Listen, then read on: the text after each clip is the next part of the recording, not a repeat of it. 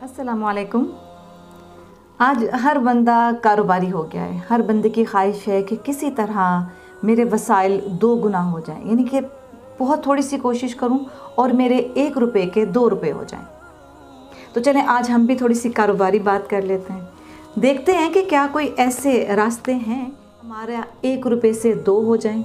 बल्कि नहीं, आज तो मेरे पास एक ऐसा टिप है कि 1 रुपए के 2 रुपए नहीं बल्कि 1 रुपए से 10 रुपए, और अगर थोड़ा सा इंतज़ार कर लें तो वही 1 रुपए से 70 रुपए हमें वापस मिलेंगे। दुनियावी कारोबार में बंदा कारोबार करता है बंदे के साथ, यानी आदमी आदमी के साथ कारोबार करता है, तो फिर आदमी ने तो वही देना है ना जितनी उसकी बसात है।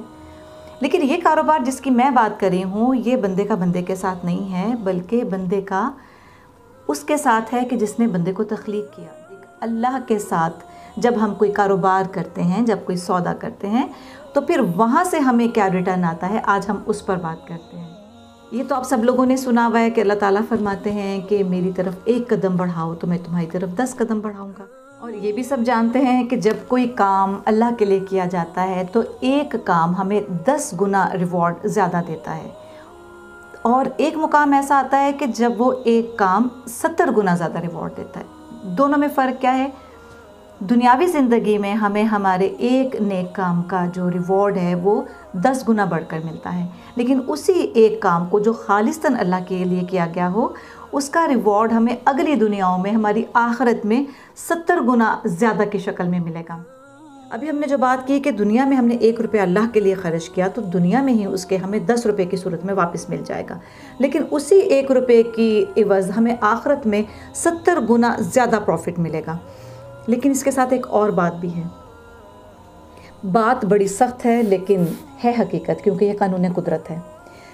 दुनिया में अगर 1 रुपया ख़र्च करना जहाँ ज़रूरी था और हमने नहीं किया, अब यहाँ पर उल्टी गेम चल गई है। दुनिया में ही 10% हमारे अकाउंट में से कटेगा और आखिरत में हमारे अकाउंट में से 70% कटेगा। इस बात को थोड़ा इस मिसाल से समझने की कोशिश करते हैं कि मैं आपके घर गई और मैंने तवक्को कर ली कि आप मुझे 1 कप चाय का पिलाएंगे। चलें उसकी मालियत 1 रुपया ही लगा लेते हैं। लेकिन हुआ ये कि जब मैं आपके घर गई तो आपने मुझे चाय नहीं पिलाई, क्योंकि मैंने आपसे तवक्को कायम कर ली थी और आपने मुझे चाय नहीं पिलाई। अब आपने तो इसमें कुछ नहीं किया, लेकिन अब जिस दिन आप मेरे घर आएंगे और मैं आपको चाय नहीं पिलाऊंगी तो मेरे अकाउंट में से 10 रुपये दुनिया में कटेंगे और 70 रुपये आखिरत में कटेंगे। वो इसलिए कि तवक्को मैंने आपसे कायम की थी। अब अगर मैं आपके घर गई, मैंने आपसे तवक्को की कि आप मुझे 1 कप चाय पिलाएंगे और आपने पिला भी दी। अब जब आप मेरे घर आए हैं तो मैं आपको चाय पिला रही हूँ, लेकिन पिला इसलिए रही हूँ कि आपने मुझे पिलाई थी। तो ये अल्लाह का काम नहीं है। अल्लाह का काम ये है कि आपने मुझे चाय नहीं पिलाई थी, लेकिन मैं आपको इसलिए पिला रही हूँ कि अल्लाह चाहता है कि आप मेरे घर आएँ तो मैं आपकी खिदमत करूँ। अच्छा, ये मामला सिर्फ चाय तक का नहीं है।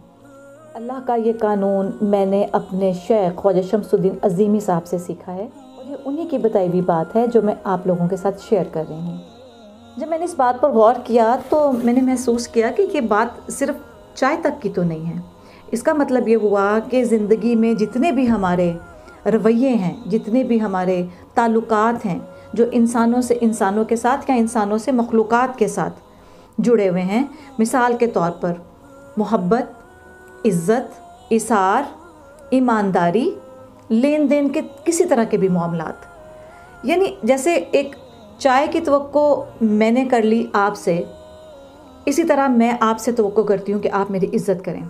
इसी तरह मैं आपसे तवक्को करूँ कि आप मुझसे मोहब्बत करें। इसी तरह मैं आपसे तवक्को करूँ कि आप मुझे कभी चीट नहीं करेंगे।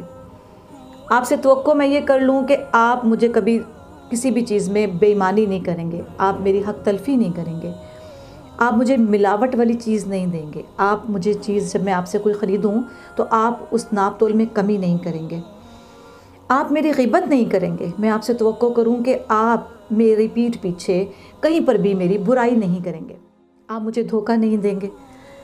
किसी भी तरह की ऐसी तवक्को जब मैंने आपसे कर ली, आपने वो पूरी की या ना की ये एक और मौजू है, लेकिन जब वही तवक्कुआत आपने मुझसे कर ली और मैंने पूरी ना की, तो होगा क्या कि मेरे क्रेडिट में से 10 गुना इस दुनिया में कट जाएगा और 70 गुना मेरा आखिरत में कट जाएगा।